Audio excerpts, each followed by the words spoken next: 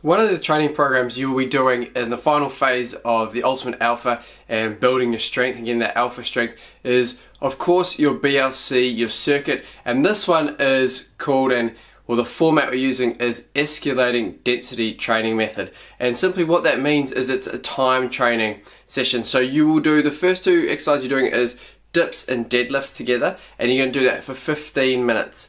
So what you're going to do is you're just going to monitor your own rest period, and you're going to go from dips to deadlifts and get through as many sets as you possibly can within that 15 minutes. Measure yourself and record how many sets that you complete in that 15-minute time period, and then next time you're going to do it, you're going to try and add one more or two more within that 15-minute period. So for example, say you got 10 sets of both dips and deadlifts completed in the 15 minutes. Next time you're going to go for 11 or 12 and see how you go. If you get through 15, then I'd say that the weight you chose is too light.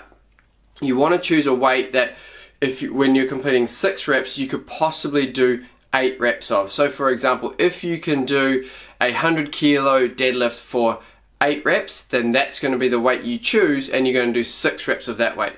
If you can do dips adding 25 kgs to yourself for 8 reps, then that's the weight you'll use and only complete 6 reps, because as you go on, it's going to be incomplete recovery. So you're going to find that the 6 rep range that you choose will allow yourself to get through more sets in the end without going to failure. If you choose a weight that you can only just do 6 reps of for one set, then by the time you get to the second set, you're already going to be failing and not be able to get the 6 reps. And then after you've done the 15-minute block, you're going to move on to a 10-minute block, and then another 10-minute block of 2 other exercises.